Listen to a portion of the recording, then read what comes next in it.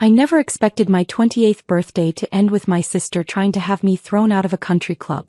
Then again, I'd stopped expecting anything normal from my family years ago. The Madison Estate Country Club sat on 40 acres of pristine Connecticut coastline, its white columned facade gleaming in the afternoon sun.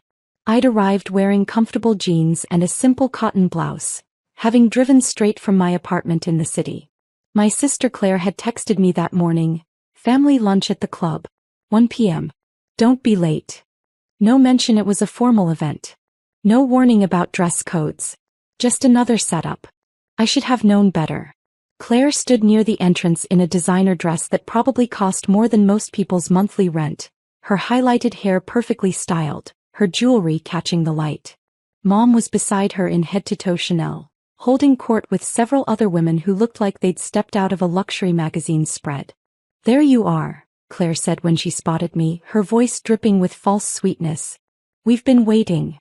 The way she emphasized, "we" made it clear I was the problem, not her vague text message. "Sorry," I said easily. Traffic was bad coming from the city. "The city," Mom repeated with a slight sniff. "Still living in that tiny apartment?" "It works for me."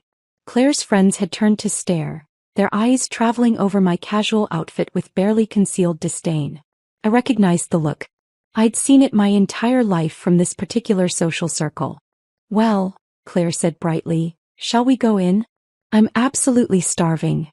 We walked through the grand entrance, my sneakers squeaking slightly on the marble floors. The country club was everything you'd expect. Soaring ceilings, crystal chandeliers, oil paintings of long-dead members. Old money attempting to preserve itself in architectural form. "The Thompson party," Claire announced to the hostess with the air of someone who expected to be recognized. "Of course, Miss Thompson. Right this way." We were led to a table near the windows overlooking the golf course. Beautiful view. Perfect setting. And I was dressed like I'd just come from running errands. Which, to be fair, I had. "So," Mom said once we were seated, not bothering to look at me as she perused the wine list. "Claire has some exciting news." "Do tell," I said, genuinely curious. Claire practically glowed. "Richard proposed." "Congratulations," I said warmly. "That's wonderful. We're having the engagement party here next month," she continued, gesturing around the room. "And the wedding will be here too, of course. This club is perfect. Very exclusive. Very." She paused, her eyes landing on my outfit, refined. "It's a beautiful venue," I agreed. "Yes, well, we're very fortunate to have memberships here," Mom said. "Your father's business connections made it possible, though Claire and Richard's status certainly helps maintain our standing." The implication was clear. I contributed nothing to the family's social position. "Richard's family has been members for 3 generations," Claire added. "His grandfather was on the board of directors." "Impressive," I said, meaning it. "Unlike some people," Mom said pointedly, "who can't even manage to dress appropriately for a family lunch." I took a sip of water. "You said family lunch. You didn't mention it was formal." "Any lunch at the Madison estate is formal, dear. One would think that's obvious." Our waiter arrived, saving me from having to respond. We ordered. Claire chose the lobster, Mom the Dover sole, I went with the chicken salad, and then the real performance began. "We're planning the engagement party for 60 guests," Claire announced. "All the right people, naturally. Richard's business partners, our closest friends, family." "Sounds lovely," I said. "Of course, we'll need to be selective about the guest list," Mom interjected. "The club has standards. We can't just invite anyone." I knew where this was heading. "Which reminds me," Claire said, her voice taking on an apologetic tone that didn't quite reach her eyes. "About the engagement party. We're really trying to keep it intimate. Just our inner circle." "I understand," I said calmly. "Do you?" Mom asked. "Because last time we had a family event you showed up looking like this." "That was Thanksgiving," I reminded her. "At your house. You said casual." "Casual doesn't mean impoverished," Claire said with a little laugh, gesturing at my outfit. "Honestly, Emily, you're 28 years old. When are you going to get your life together?" "My life is together," I said evenly. "Living in a studio apartment, working at..." Mom trailed off with a vague wave of her hand. Whatever it is you do with computers. Data analysis. Yes, that. She said it like I'd admitted to working at a fast food restaurant. The point is, dear, you're not exactly where we hoped you'd be at this age. Claire was already engaged to Richard at 26, and look at her now. A beautiful home in Greenwich, a successful fiancé, memberships at all the right clubs. I'm happy for Claire, I said honestly. But not ambitious for yourself, Mom finished. It's disappointing, Emily. Your father would be disappointed too. Bringing up my father, who'd passed away 3 years ago, was a low blow. But it was Mom's specialty. I think Dad would be proud of me, I said quietly. For what? Claire asked with genuine curiosity. What have you actually accomplished? I could have told them right then. Could have explained exactly what I'd been building for the past 6 years. Could have shown them the documents in my bag that proved just how accomplished I actually was. But I'd learned something valuable about my family. They never listened. They'd already decided who I was, and no amount of evidence would change their minds. At least, not evidence presented by me. I'm doing fine, I said instead. Our food arrived, and for a few minutes we ate in relative silence. Then Claire's phone buzzed and she squealed with delight. Oh my God, Mom, look. The Hendersons can make the engagement party. And they're bringing the Vanderbilts. Wonderful, Mom said, beaming. This is going to be the event of the season. We'll need to upgrade the menu, Claire mused.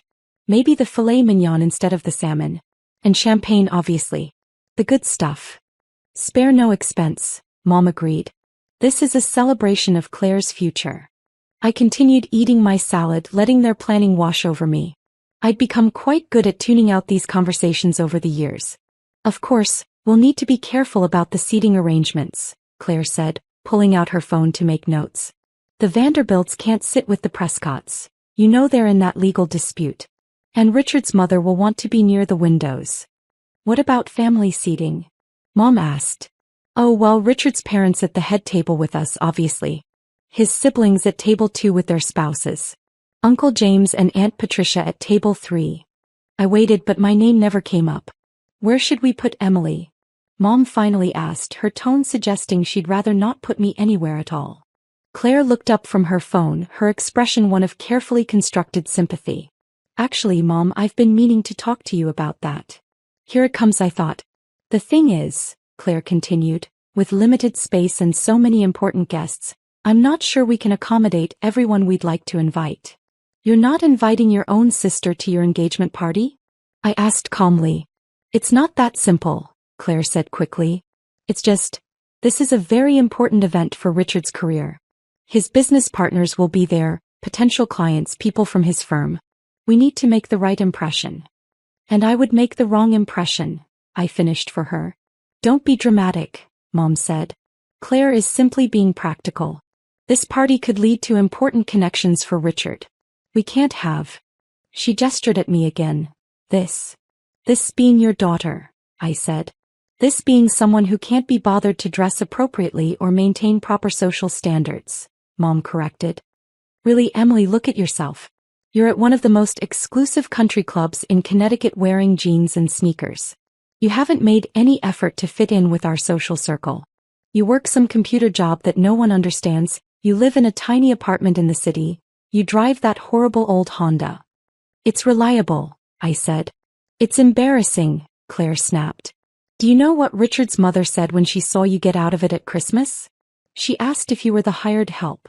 Did you correct her? Eventually, Claire said. But the damage was done. She thinks our family is struggling. I almost laughed. Almost. So, the solution is to not invite me to family events? I asked. Just this one, Claire said quickly. Just the engagement party. You can still come to the wedding, obviously. We'll seat you in the back somewhere. How generous, I said dryly. Don't be like that, Mom said. We're trying to help you understand how the world works. Appearances matter. Connections matter. You can't just show up looking like you don't care and expect people to take you seriously. I never said I didn't care, I pointed out. Then why do you dress like this? Claire demanded, her voice rising slightly. Other diners were starting to glance our way. Why do you insist on living in the city instead of somewhere respectable? Why do you work at some no-name company doing God knows what? I like my job, I said simply. You could like it somewhere better, Mom said. Somewhere that would impress people. Claire's fiancé works at Whitmore and Associates. Very prestigious. Very well connected. They have connections too. I know who they have connections to, I interrupted gently. Then you understand why this engagement party is so important, Mom said. Why we can't have any complications. Complications. That's what I'd been reduced to. I understand perfectly, I said. Good, Claire said, visibly relaxing. I knew you'd be reasonable about this. And really you'll probably be more comfortable not coming. These events can be so boring, all that small talk with people you don't know. I know most of them, I said quietly. You know of them, Mom corrected. That's different from actually being part of their circle. Which you're not. The waiter came to clear our plates and offer dessert menus. Mom and Claire ordered the crème brûlée. I declined. Now, Claire said, pulling up something on her phone, let me show you my ideas for the table settings. I'm thinking white roses and gold accents. She launched into an elaborate description of her party plans while Mom nodded approvingly and offered suggestions. I sat quietly, my water glass leaving a ring of condensation on the white tablecloth. This was how it always went. Me sitting on the sidelines while Claire and Mom discussed Claire's perfect life, Claire's perfect plans, Claire's perfect future. I'd long ago stopped trying to participate in these conversations. They didn't want my input. They wanted an audience, someone to witness and validate Claire's success. The fact that I was the sister being excluded was just a bonus. And the photographer Richard hired has shot weddings for 3 governors, Claire was saying. He's incredibly expensive but worth it for the publicity shots. Publicity? I asked despite myself. Well, yes, Claire said as if it were obvious. Richard's law firm is very prominent. Our engagement will likely be mentioned in the society pages. We need professional quality photos. Of course, I murmured. Which is another reason we need to be selective about who appears in them, Mom added pointedly. We'd moved past subtle and straight into blatant. The waiter brought their desserts, and they discussed the wedding plans between bites of crème brûlée. Venue capacity, invitation wording, honeymoon destinations. All the details of a wedding I apparently wouldn't be welcome at. Finally, lunch wound down. Mom requested the check, made a show of reviewing it carefully, and then pulled out her credit card with a flourish. High treat, she announced. A celebration of Claire's engagement. Thanks, Mom, Claire said, kissing her cheek. Emily, Mom said as we stood to leave, perhaps next time we have a family meal, you could make an effort with your appearance. For Claire's sake, if not your own. I'll keep that in mind, I said neutrally. We walked toward the exit, Mom and Claire chatting animatedly about wedding dress shopping next week. I followed a few steps behind, the invisible sister. We were almost to the entrance when Claire stopped suddenly. Oh, she said brightly. There's Melissa Harrison. I have to say hello, she's on the wedding invite list. She hurried over to a woman in tennis whites, leaving Mom and me standing near the marble fountain in the foyer. Emily, Mom said quietly, turning to face me. I hope you understand we're not trying to be cruel. We're trying to protect Claire's future. This marriage is important for our family's standing. I understand, I said. Do you? Because sometimes I wonder if you really grasp how serious this is. Richard comes from old money. Real money. His connections could open doors for all of us. But only if we present the right image. And I'm not the right image, I said flatly. Not currently, no, Mom admitted. But it doesn't have to be this way. If you just make an effort, better clothes, a more impressive job, perhaps meet someone from a good family, things could be different. I'm happy with my life, I said. That's because you don't know what you're missing, Mom said with something almost like pity. You've settled for so little that you think it's enough. But Emily, you could be so much more if you just try. Before I could respond, Claire returned, flushed with excitement. Melissa's coming to the party, she announced. And she's bringing her husband who just made partner at his firm. Richard will be thrilled, they could really use those connections. Wonderful, dear, Mom said warmly. We continued toward the exit, but as we approached the doors, Claire suddenly grabbed my arm. Actually, she said, her voice taking on a new edge, I just realized something. What? I asked. You can't leave through the main entrance dressed like that, she said, gesturing at my outfit. People might think you're, well, not a member. Claire, I said quietly, I am a member. You. She laughed. Emily, do you have any idea what membership costs here? It's $150,000 initiation fee alone, plus $15,000 annual dues. You can barely afford your studio apartment. She's right, Mom said. It's embarrassing enough that you showed up looking like this. Let's not compound it by having you exit through the main doors. Use the side entrance. I stared at them both. You want me to leave through the service entrance? Just this once, Claire said. Please? I don't want anyone to see you and think. Think what? I asked, my voice still calm. That we're. Claire trailed off, searching for the right word. Poor, Mom supplied bluntly. If people see you dressed like that leaving through the main entrance, they'll assume we're not actually the kind of members who belong here.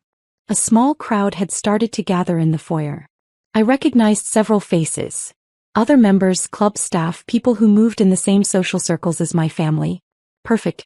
I'm not leaving through the service entrance, I said clearly. Emily, Claire hissed, glancing around nervously. Don't make a scene. I'm not making a scene, I said. I'm leaving through the front door like any other member. Any other member wouldn't be dressed like a vagrant, Mom said sharply. That's when Claire made her mistake. She turned to the security guard standing near the entrance, a professional-looking man in his 50s with a club security badge. Excuse me, she said in her most authoritative voice. Could you please remove this poorly dressed person? She's embarrassing us. The security guard looked at me, then at Claire, confusion crossing his face. Ma'am, She doesn't belong here, Claire continued, her voice getting louder. More people were stopping to watch now. Look at her. She's clearly not member material. We can't have people like this wandering around the club. Claire, I said quietly, don't do this. Why not? She demanded, turning on me. You're making us look bad. You're always making us look bad. For once, could you just accept that you don't belong in places like this? Mom nodded her agreement. The security guard is just doing his job, Emily. Perhaps if you dressed appropriately, this wouldn't be necessary. The security guard looked deeply uncomfortable now. Ladies, I'm not sure. Remove her, Claire insisted. Immediately.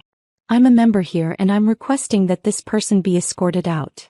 The foyer had gone quiet. 20 or so people were watching now, their country club lunch interrupted by unexpected drama. I stood calmly waiting. That's when David Morrison appeared. David was the club's director, a distinguished man in his 60s who'd managed the Madison estate for over 20 years. He'd clearly been summoned by someone who recognized that this situation was escalating beyond a simple security matter. What seems to be the problem? He asked smoothly, his voice trained to diffuse conflicts among the wealthy. Finally, Claire said. Mr. Morrison, thank goodness. This person, she gestured at me, needs to be removed from the premises. She's not dressed appropriately and she's causing a disturbance. David looked at me and I saw recognition flash in his eyes. Then something else. Alarm. Miss Thompson, he said carefully, is there a problem? This is Miss Thompson, Claire said impatiently, pointing at herself. I'm Claire Thompson and this is my mother, Patricia Thompson. We're members here. This, she gestured at me again, is my sister who is not a member and needs to leave. David's expression didn't change, but I saw his shoulders tense. I see, he said slowly. And you're asking me to have your sister removed from the club? Yes, Claire said. Immediately. Before she embarrasses us further. She's dressed like homeless person, Mom added. It's completely inappropriate. Surely you can see that. David turned to me and in his eyes I saw a question. I gave him the slightest nod. Miss Thompson, he said, and there was a new quality to his voice now. Formal. Professional. Shall we revoke their memberships? The foyer went completely silent. Claire's face went blank with confusion. What? I said, David repeated calmly. Shall we revoke their memberships? Mrs. Patricia Thompson and Ms. Claire Thompson, according to our records, are sponsored members under the primary membership. What are you talking about? Claire demanded. We've been members here for years. My father. Your father's membership was transferred 5 years ago, David said, pulling out his phone and scrolling through something. Upon his passing, the primary membership and all associated accounts were transferred to the designated heir in his will. Mom had gone pale. That's impossible. I have the membership card. I've been paying the dues. You've been using the membership privileges, David corrected. But the primary membership belongs to someone else. Someone who has been covering all costs associated with this club for the past 5 years, including your dues, your dining charges, your guest privileges, and your access to all facilities. The crowd was pressing closer now, people pulling out their phones. Who? Claire whispered, though I could see in her eyes that she was starting to understand. David turned to me with a respectful nod. Miss Emily Thompson has been the primary member since 2019. She owns the membership that you've been using. And actually, he scrolled through his phone again, she owns quite a bit more than that. What do you mean? Mom asked faintly. The Madison Estate Country Club was purchased by Thompson Holdings LLC 3 years ago, David explained. Ms. Emily Thompson is the sole owner of Thompson Holdings. Which means, Mrs. Thompson, that your daughter doesn't just own the membership you've been using. She owns the entire club. The silence was deafening. Claire's mouth opened and closed soundlessly. Mom gripped the back of a nearby chair as if she might fall over. That's impossible, Claire finally managed. Emily is. She's a data analyst. She lives in a studio apartment. She drives a Honda. Miss Thompson maintains a private residence in the city, David said carefully. But she also owns 3 properties in Connecticut, including the estate where this club is located. As for her vehicle choices, that's a personal preference. The entire club? Mom whispered. 40 acres, the main building, all facilities and the adjacent golf course, David confirmed. Purchased in 2021 for $47 million. The transaction was handled very quietly, as Miss Thompson preferred to maintain her privacy. I'd stayed silent through all of this, watching my family's faces as their entire understanding of reality crumbled. Emily. Claire turned to me, her voice small. Is this true? Yes, I said simply. But, how? Why didn't you tell us? You never asked, I said quietly. You assumed. You decided I was a failure, that I hadn't accomplished anything, that I was an embarrassment to the family. Nothing I said would have changed your minds, so I stopped trying. But the apartment, Mom said weakly. The job. The car. I like my apartment. It's a convenient location for work. The job is actually the data analysis firm I founded 6 years ago. We handle financial modeling for investment firms. And the Honda is reliable. I don't need to impress anyone with my car. 6 years ago, Claire repeated. You've been successful. For 6 years and you never told us? I tried, I said. Remember when I invited you to my company's launch party? You said you were too busy. When I mentioned I'd bought a property in Connecticut, you assumed I meant a condo and made jokes about my starter home.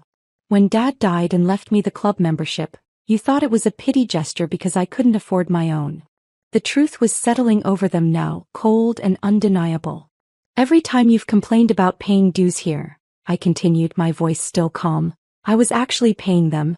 Every meal you've charged to the membership, every guest you've brought, every club event you've attended, I was covering all of it. I've been covering all of it for 5 years. Why? Mom asked, and she actually sounded hurt. If you could afford all this, why live the way you do? Why let us think? Because I wanted to see if you loved me, I said quietly. The real me.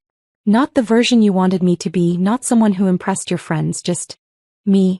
And I got my answer. Claire was crying now, mascara running down her cheeks. Emily, You tried to have me thrown out, I said not unkindly. You told security to remove me because I embarrassed you. You uninvited me from your engagement party because I didn't fit your image. And Mom, you told me Dad would be disappointed in me. I didn't mean. Yes, you did, I interrupted gently.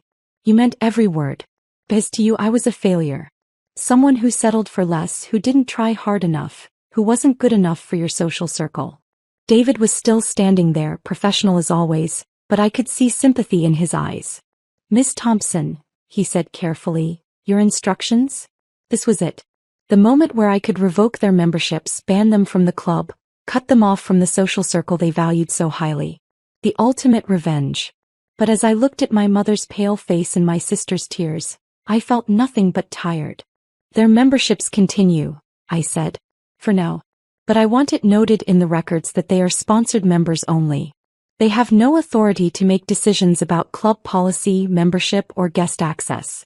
And they certainly don't have authority to have anyone removed from the premises. Understood, David said with a slight bow. I'll update the records immediately. Wait, Claire said desperately. Emily, please. I'm sorry. We're sorry. We didn't know. You didn't care, I corrected. That's different. You didn't care who I actually was or what I'd accomplished. You only cared about how I made you look. The engagement party, Claire said quickly. You'll come, right? Please? I'll seat you at the head table. I'll tell everyone. I don't want you to tell everyone anything, I said. I came here today for a family lunch because, despite everything, I still hoped we could just be family. But you made it clear that's not possible unless I fit your requirements. That's not fair, Mom protested weakly. Isn't it? I asked. When was the last time you asked about my life without judgment? When did you last show interest in my work, my home, my choices without criticizing them? When did you treat me like someone worth knowing instead of someone to be managed? They had no answer. The club is yours to use, I continued. I'm not going to take that away from you. But I'm done pretending to be less than I am so you can feel superior. I'm done apologizing for not meeting standards you never bothered to understand. I turned to David. Thank you for handling this professionally. Of course, Ms. Thompson. Will you be staying for your usual afternoon tea? Not today, I said. But please put their lunch on my account. Wait. Claire called as I walked toward the door. Your engagement party. I stopped and turned back. Send me an invitation. If you want me there as your sister, as someone you actually value, I'll consider coming. But if I'm just supposed to be decoration for your perfect event, save yourself the trouble. I walked out through the main entrance, my sneakers squeaking on the marble one last time. Behind me, I could hear the murmur of voices starting up again, phones undoubtedly capturing every moment for the society gossip networks. By tomorrow, everyone in my family's social circle would know the truth. My phone buzzed as I reached my Honda. A text from David. Your office sent over the quarterly reports. Membership is up 15% this quarter.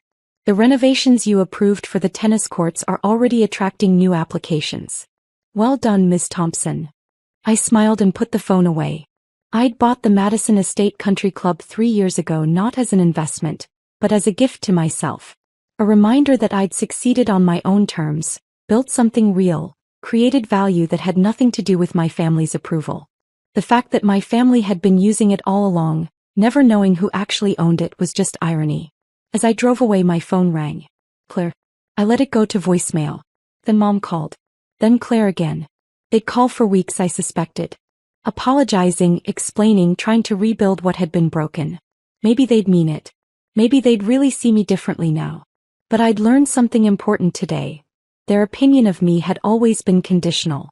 Conditional on my success looking the way they expected it to look, on my life fitting their definition of achievement, on my choices making sense to them. And I was done living conditionally. I had a data analysis firm to run, properties to manage, and a life that made me happy even if it didn't impress anyone. That was enough. As I merged onto the highway back to the city, I thought about my father. He'd built his membership at that club through hard work and determination, never quite fitting in with the old money crowd but earning their grudging respect. In his will, he'd left it to me with a simple note. For Emily, who never needed anyone's permission to be extraordinary. He'd known somehow what I'd face from the rest of the family. And he'd given me the tools to handle it. The membership stayed active because I wasn't my mother or my sister. I didn't measure worth in social standings or revenge. But the records would show the truth now, and that truth would follow them every time they used the club. They'd have to live with knowing that the daughter they'd dismissed, the sister they'd tried to remove, owned the very ground they walked on. That seemed like consequence enough,